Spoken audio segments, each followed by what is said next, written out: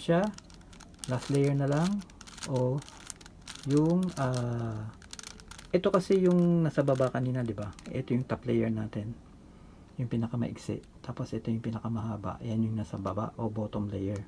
Ngayon binaligtad natin kasi inuna natin to bago to, ngayon ito. So ito na ngayon yung top layer, okay, o last layer.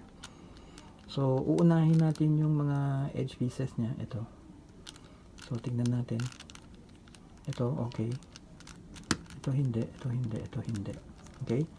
So at saka ito nakahiga, kailangan nakatayo yan, so mali yung orientation nya.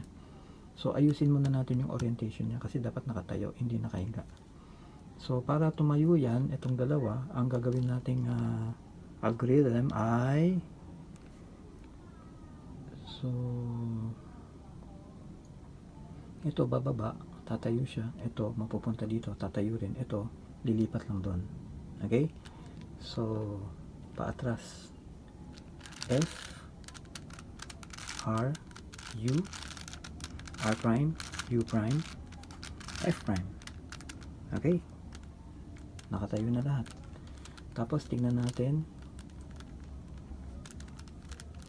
so ito tama, pantay, strokes okay din, ito tama, pantay, strokes okay din, ito hindi pantay, ayan, ito hindi din pantay.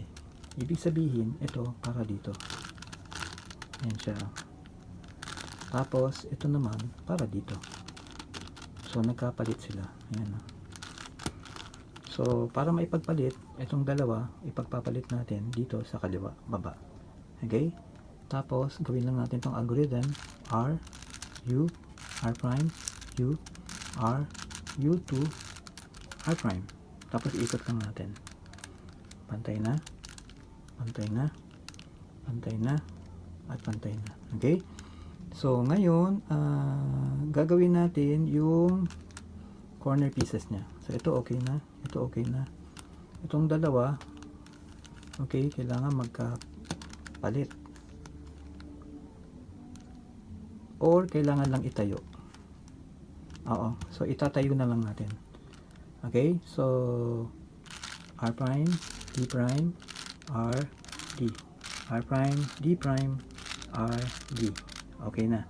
So yung sira dito, huwag kayong mag-alala kasi pag naayos to, maayos din yan. So dito natin dinala kasi dito tayo gagawa, okay. So R prime D prime R D, isa pa, R prime D prime R D, isa pa, R prime D prime R D. Gawin natin to hanggang kailangan, R prime D prime R D, okay.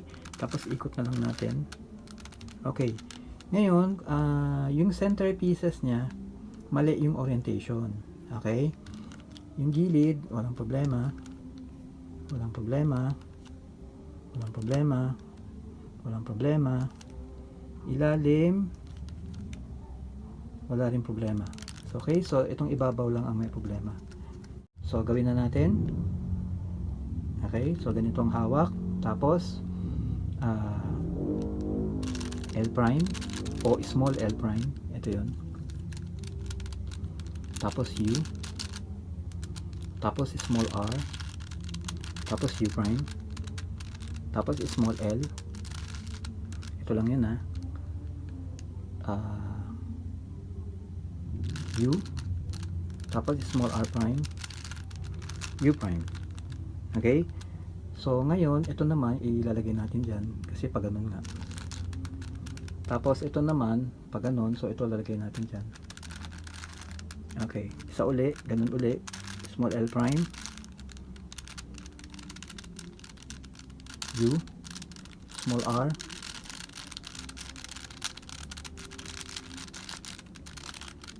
U prime, small L, U, small r prime, U prime.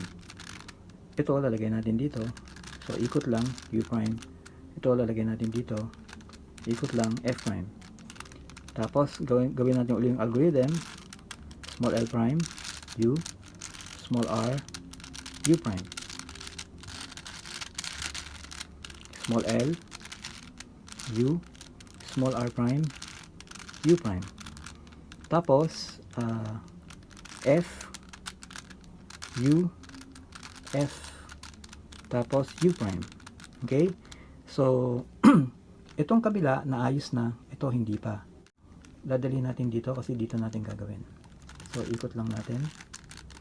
Ayan, nandyan na siya. Pagkatapos, ito naman, gawin lang natin tuloy. Ulitin lang natin yung algorithm. Excuse me. Small l prime, U, small r, U prime. Small l, U, small r prime, U prime. Ito naman, taas natin. Tapos, pag ganun siya, so ito, dadalhin natin dito. Okay? Tapos, ulitin natin yung algorithm. Small l prime, U, tapos small r, U prime. Small l, U, small r prime, U prime. Tapos ito, dadalhin natin doon. Ito, dadalhin natin doon. Yan. Tapos, ulitin natin yung algorithm. Small l prime, U, small r, U prime. Small l, U, small r prime, U prime. Tapos F, U, F, tapos U. Tingnan natin. Ayan, tama na. Okay, tama na yung strokes niya.